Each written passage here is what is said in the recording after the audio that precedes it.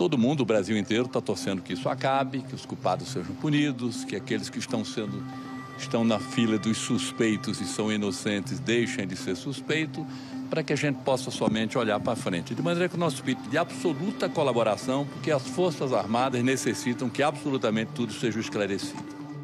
A fala do ministro da Defesa, José Múcio Monteiro, veio após uma reunião com o comandante do Exército, general Tomás Paiva, e com o comandante da Aeronáutica, almirante Marcelo Damasceno. A declaração de Múcio diz respeito ao envolvimento de militares na trama golpista que atentou contra a democracia no dia 8 de janeiro. Com o avanço das investigações, com documentos encontrados ao longo das apurações e celulares apreendidos, nem mesmo a cúpula das Forças Armadas nega o envolvimento de militares de alta patente. Sobre punição a militar que participou dos atos? Não, qualquer militar ou civil, ninguém está acima da lei. A promessa de cumprimento da lei para militares envolvidos foi feita pelo comandante do Exército há mais de 8 meses. Até agora, nenhum quadro de alta patente foi punido. E, recentemente, o país se viu diante de um novo fato, que aponta para um possível envolvimento de pelo menos uma das maiores autoridades militares do país durante o período Bolsonaro. O tenente-coronel Mauro Cid já deu pelo menos 3 depoimentos à Polícia Federal. Neles, de acordo com a jornalista Bela Megali, do jornal O Globo, Mauro Cid disse que no ano passado o ex-presidente Jair Bolsonaro se reuniu com a cúpula das Forças Armadas e ministros da ala militar para discutir detalhes de uma minuta que abriria a possibilidade para uma intervenção militar. Segundo o jornal, Mauro Cid afirmou que o então comandante da Marinha, o almirante Almir Garnier Santos, teria dito a Bolsonaro que sua tropa estaria pronta para aderir a um chamamento do então presidente.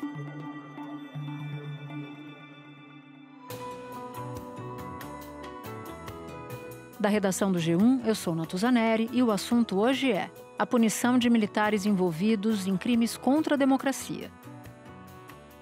Quais crimes devem ser punidos pela Justiça Comum e pela Justiça Militar?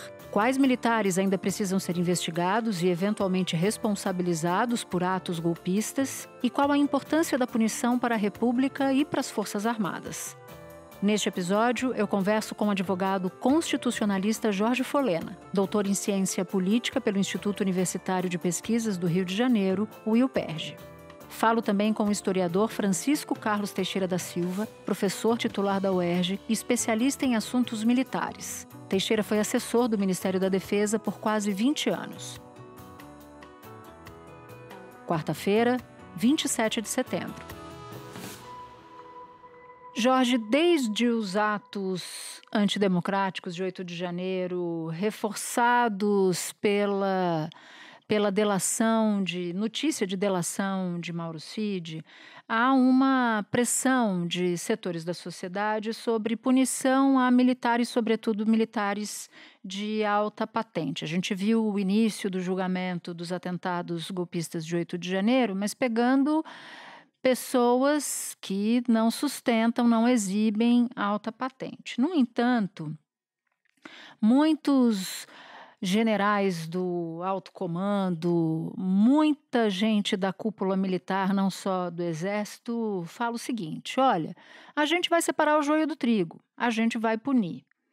Ocorre que eles sempre dão um argumento: a gente só pode punir depois que a justiça civil condenar e quando houver uma condenação transitada em julgado, só então a gente pode agir. E aí muita gente acha que isso seria uma espécie de desculpa para não punir desde já aqueles militares, os mal-militares que tiveram envolvimento, seja na conspiração para um ato golpista, seja por envolvimento eventual com o 8 de janeiro. Então eu queria te ouvir para nos dizer o que cabe em termos de punição agora, se é que cabe. Punição, pelo visto, cabe, né? Porque sendo ratificado, né, sendo ratificada a delação do Mauro Cid por meio de outras provas, né, como é necessário nesses casos de delação, né, isso é fácil fazer porque estamos diante aí de algumas pessoas que ele mencionou, essas pessoas vão ter que ser chamadas a depor, né, e fazer, se for o caso, se mentirem, fazer a cariação. Então, há base, né, para a investigação. né, para aprofundar essa investigação desses atos conspiratórios, atos que seriam, né, na verdade, a meu juízo, 2 delitos. Um que seria contra o Estado Democrático de Direito, porque, na verdade, eles estavam na proposta que o Cid falou, né, de delação, né, que o Bolsonaro teria feito uma proposta de um golpe de Estado, né, então, e contra o resultado das eleições, nesse caso, né, contra o Estado Democrático de Direito, e o crime de golpe de Estado, né, que o Bolsonaro apresentou. E com militares presentes. No caso, ele cita que o comandante da Marinha, né, teria aceito imediatamente. O Mauro Cid diz o seguinte, que o Bolsonaro apresentou a proposta, o Garnier aceitou, o comandante do Exército falou, se eu insistir, eu vou ter que dar voz de prisão. Ele tinha que ter dado voz de prisão. O Bolsonaro estava, no caso, né, a partir da descrição da delação, praticando um delito, 2 delitos gravíssimos, né, um delito, né, de tentativa de golpe de Estado, né, e uma proposta também, uma tentativa aí, né, de crime contra o Estado Democrático de Direito. Então, ele tinha que ter dado voz de prisão. Se não deu voz de prisão, eles tinham que imediatamente sair daquela reunião, porque era uma reunião conspiratória, sair daquela reunião e imediatamente denunciar o fato. Via chamar a imprensa, ir ao Ministério Público Federal, ir ao Supremo Tribunal Federal, denunciar o fato. Nós só temos conhecimento dessa reunião por causa da delação do Mauro Cid. É bom até a gente colocar umas coisas aqui num ponto. A gente tem o conhecimento dessa reunião a partir do que supostamente Cid disse na delação, porque nós não vimos o documento da delação. Porém, tem um ponto importante, Jorge. Fontes com quem eu conversei, que não tem nada a ver com a delação do Cid e que acompanharam e que estavam no governo Bolsonaro, desde fontes militares a fontes civis, confirmam a existência de pelo menos uma reunião. Então, a gente não precisa nem beber na fonte da delação do Cid para saber que houve uma reunião. Então, a gente pode sair da delação de Cid, que nós não tivemos acesso, mas podemos ficar com os relatos que saíram justamente de ex-integrantes do governo Bolsonaro para tentar entender o que cabe de punição aí. Isso é uma situação muito grave, porque são servidores públicos e militares de alta patente. Né? Então, eles deveriam, né, pelos relatos que você tem conhecimento, né, vamos botar assim, em tese, supostamente, que o ministro da Defesa teria participado da época, Paulo Sérgio. Então, quer dizer, isso tudo é muito grave e essas pessoas permitiram que ocorresse essa conspiração.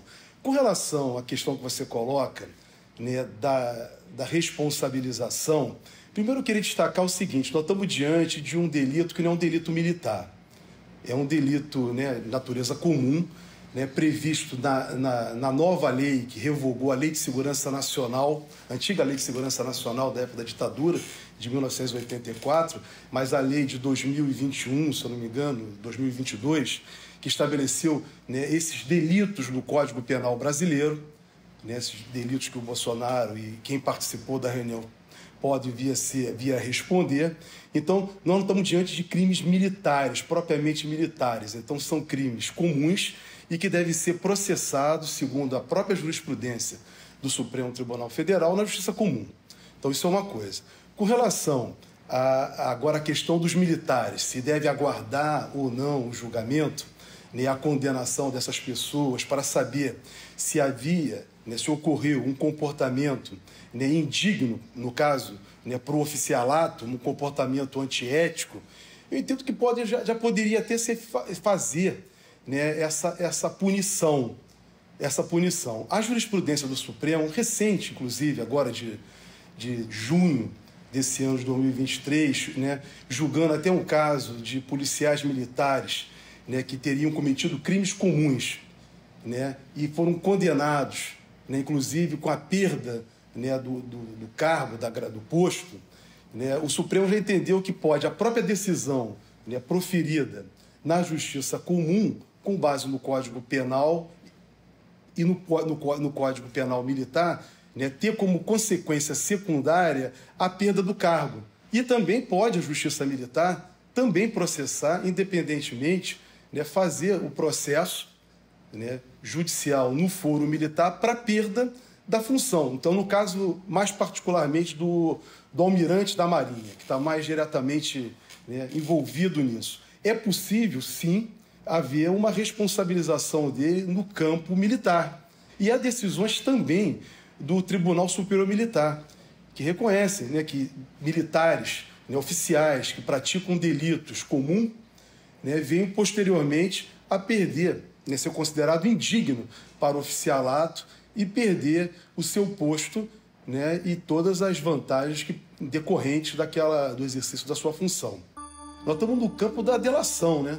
A delação não é prova, né? Não Exatamente. É prova. A lei, Exatamente. tanto a lei como a jurisprudência do Supremo Tribunal Federal são firmes em dizer que a delação por si só não é suficiente para a condenação. Ou seja, ele precisa provar tudo aquilo que ele está dizendo na delação. Quem tem que provar, né, é a investigação, é a polícia e o Ministério Público. O que o tenente-coronel Mauro Cid tem a ganhar falando? Uma redução da sua pena, em primeiro lugar. Ele tem a redução da pena porque ele já está muito envolvido com vários crimes. Então, ele tem que confessar, mas tem que também fazer um movimento a mais. Porque se ele fizer um movimento a mais, ele protege o pai dele. Eles é que têm que, a partir dos elementos apresentados, né, pela suposta delação, essa suposta delação que está aí, né, ele apresentou elementos, evidências, ali, indícios. E agora caberá à polícia e ao Ministério Público aprofundar essa investigação e buscar a confirmação desses fatos. Nesse exato momento em que a gente fala, a justificativa da cúpula militar ou das cúpulas militares para não haver uma punição para quem se omitiu nos atentados de 8 de janeiro ou para quem eventualmente conspirou, ou no caso do próprio Cid, porque o Cid continua sendo um militar da ativa em processo de delação premiada. E o que eles respondem é o seguinte: Natuza, esse Conselho de Justificação, que é a entidade, a instância que declara se um militar de alta patente é indigno ou não, e o que viabilizaria, portanto, sendo indigno, uma expulsão das forças, só pode acontecer depois que esse militar for condenado pela justiça comum e não houver mais possibilidade de recurso. Essa afirmação está certa? Em parte, sim, tá? Porque, na verdade, eles estão tentando dar uma presunção de inocência, porque estamos diante de um crime, no primeiro momento, num crime comum e não um crime militar, como eu expliquei. Então, vamos aguardar, né, esse encaminhamento que eles estão apresentando. Vamos aguardar a condenação na Justiça Comum, no caso particular no Supremo Tribunal Federal, para depois encaminharmos para a Justiça Militar para a perda do posto e função. Então, são instâncias diferentes, né, que pode até evitar, por exemplo, a própria Justiça, né, Comum já pode decidir, né, não só pela condenação criminal, né, se for superior a 4 anos, né, aplicar a perda do posto, né, do posto por parte do oficial, e tudo ficar encaminhado num processo só, como também pode caminhar paralelamente. E com agravante, no caso de Cid, na condição de delator, ele assume crime. Não tem delator que não tenha assumido crime, né? Todo delator, por princípio, ele é um cometedor de crime. Então, também no caso de Cid, essa punição, segundo o seu raciocínio, poderia vir antes, inclusive, de o caso dele terminar no Supremo Tribunal Federal como tramita hoje. Exatamente, não vejo nenhum impedimento, porque inclusive nesse caso, né, não havia nem... São situações diferentes com penas diferentes.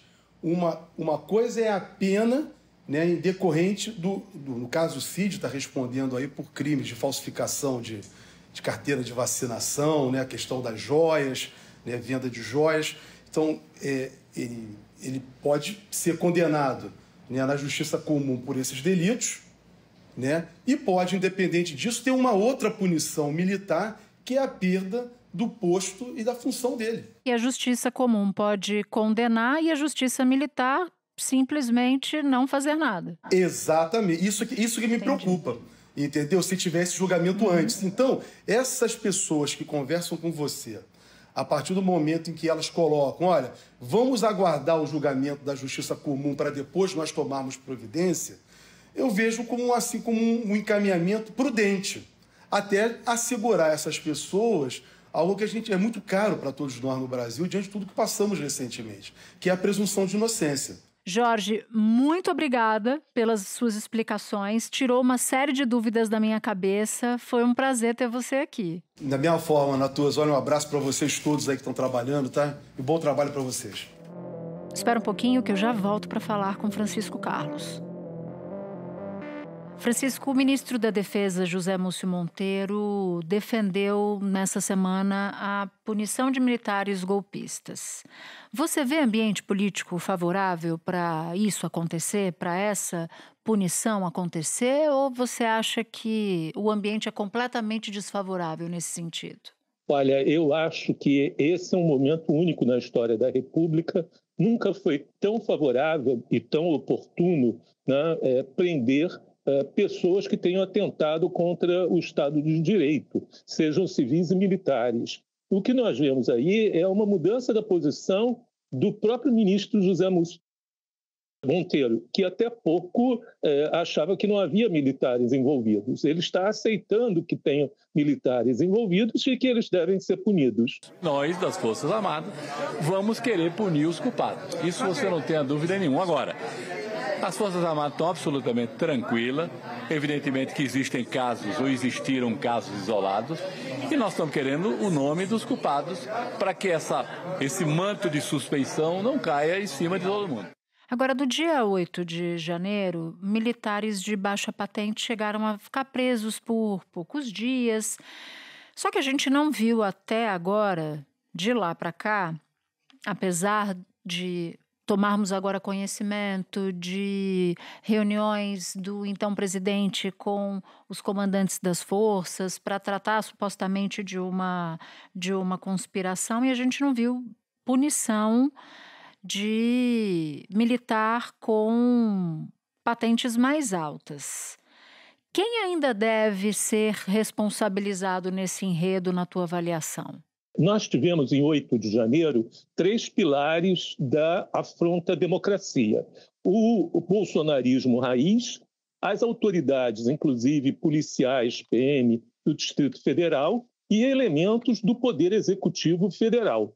Os 2 primeiros pilares já foram inculpados, inclusive alguns já foram a julgamento e condenados. O Supremo Tribunal Federal condenou 3 primeiros réus pela invasão e destruição das sedes dos 3 poderes, com penas de 14 a 17 anos de cadeia.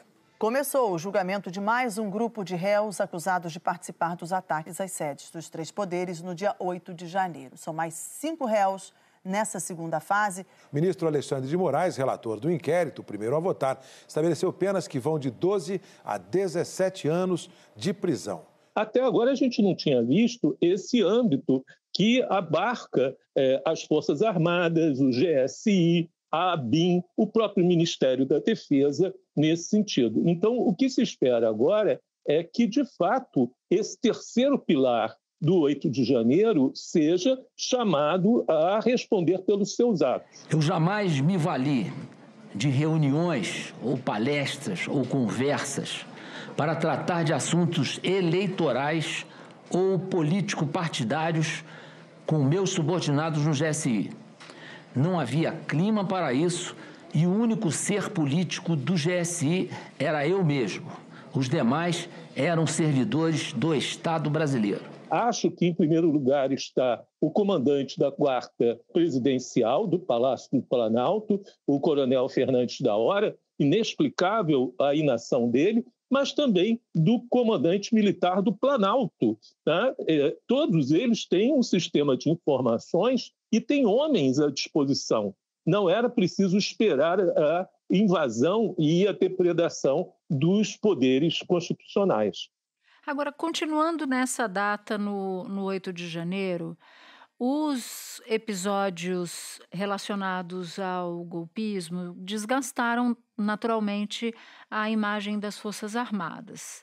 Agora, punição de quem cometeu crime ou nas palavras de militares, separar o joio do trigo. Quem cometeu crime, portanto, é o joio para preservar as instituições, as três forças no caso.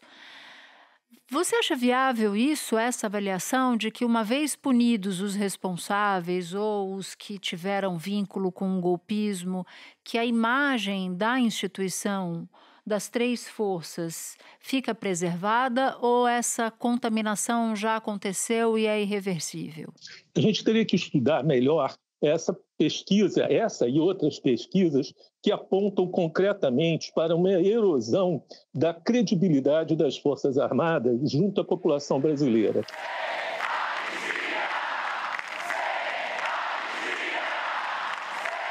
Ao que me parece, essa principal perda às vezes na casa de 20% de pontos, né, se dá dentro dos setores bolsonaristas. Né? São os setores bolsonaristas que antes apoiavam e acreditavam nas Forças Armadas, que dessa vez estão tristes ou desencantados com as Forças Armadas, porque exatamente elas não atenderam àquele chamamento deles de intervenção militar federal ou intervenção militar constitucional.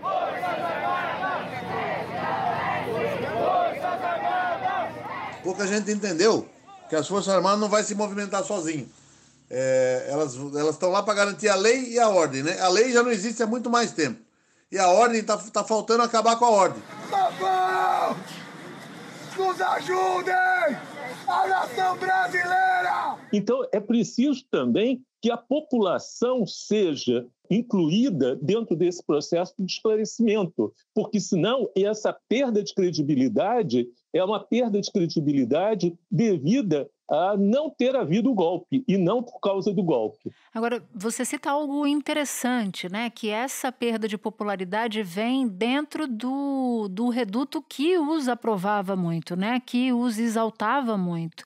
Isso diz bastante sobre o desfecho do 8 de janeiro, porque havia, sim, de fato, e os relatos até aqui se avolumam nesse sentido de que eles esperavam que os militares, como força, fossem se engajar, né? O que se sabe da delação do Mauro Cid, segundo o jornal O Globo, e outras apurações vão no sentido oposto, que havia ali quem quisesse se engajar, mas havia ali quem dissesse, opa, não dá para...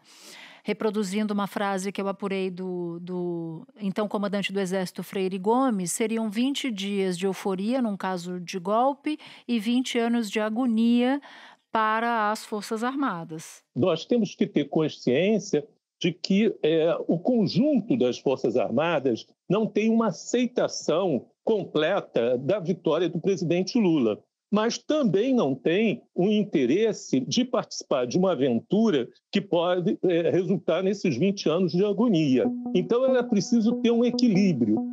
Esse equilíbrio talvez viesse se o que aconteceu em 8 de janeiro, mais corretamente, uma insurreição de cunho fascista, como aconteceu no Capitólio, como aconteceu em La Paz, como aconteceu em 1922 em Roma, com a Marcha sobre Roma de Mussolini. Se essa insurreição fascista tivesse durado mais e paralisado o governo, seria possível a chegada dos militares como salvadores da pátria. Talvez aí se consumasse o golpe, mas isso não ocorreu e o governo, muito sabiamente, não recorreu à intervenção militar, mas uma intervenção civil sem garantia da lei e da ordem. Isso parece que desarticulou os planos existentes. Você citou em momentos diferentes o tema da punição. Por que é importante que exista punição no caso de atentados do 8 de janeiro, dos atentados do 8 de janeiro, mas também se forem de fato comprovadas uma conspiração que passasse pela cúpula de parte das Forças Armadas para uma abolição violenta do Estado Democrático de Direito, por exemplo, com a intenção clara de subverter a vontade das urnas, levando em conta o passado de não punição que a gente tem da ditadura militar? Natuza, é isso que é importante, esse passado, essa memória que não passa. Né? Quer dizer, não é só da ditadura militar. Em 1945, quando foi derrubado o Estado Novo, né, não houve punição, não houve culpabilização daqueles anos e anos de tortura, prisões, desterro, campo de concentração que houve no Estado Novo. Inclusive, a Polícia Especial de Filinto Miller foi toda incorporada à Polícia do Distrito Federal. Figuras como o próprio Filinto Miller foram eleitos senador, né? E, inclusive, para conspirar para 64 ter o golpe militar. Né? E, no final da ditadura militar, nós tivemos o decreto da anistia, de 1979, que não puniu, né, torturadores, sequestradores, homicidas, ocultadores de cadáveres nesse sentido. O que nós vemos agora, principalmente nos julgamentos do Supremo Tribunal Federal, que alguns estão considerando muito severos, penas muito pesadas, mas elas têm, acima de tudo, um papel pedagógico. Elas estão dizendo que, daqui em diante, atentados contra o Estado de Direito, né, não serão mais tolerados como esse pesado passado brasileiro. Agora, você acha que, de alguma forma, a gente vai ver, no fim desse processo, militares de alta patente sendo punidos? Porque a chance de tantos, se houver comprovação de envolvimento, passarem para a reserva e de ter, a depender da morosidade da justiça comum, punição, é possível que muito poucos sejam punidos de maneira exemplar, como, por exemplo, uma expulsão, né? Além da justiça comum, serem punidos também pela justiça militar. A demora, no caso da justiça comum, também torna tardia uma punição e aumenta a chance de não haver na justiça militar, certo? Sem dúvida. Quer dizer, uma das estratégias que as Forças Armadas estão utilizando é tentar prolongar o máximo possível esses julgamentos e, depois da decisão do Supremo, que cabe ao Supremo o julgamento, em primeiro lugar, de conspiradores contra a democracia, né, as Forças Armadas se retiraram do processo.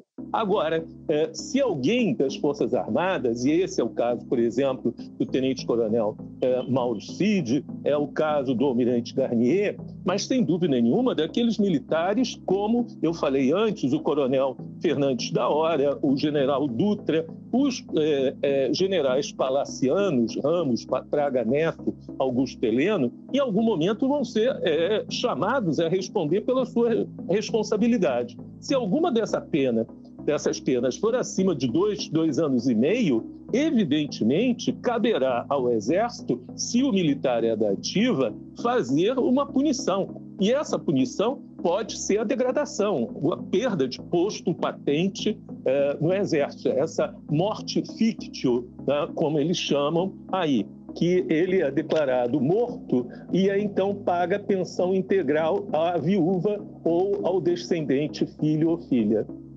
Então, na verdade, não perde. É mais uma condenação moral. Mas se for da reserva, porque alguns militares que você citou são da reserva, nada acontece com eles, né? Militares da reserva também estão sujeitos ao regulamento disciplinar do Exército. Quer dizer, então, se eles cometeram crimes contra a ordem política, eles também vão ser chamados a responder. E eles podem perder, inclusive, o direito de usar suas patentes, mesmo na reserva.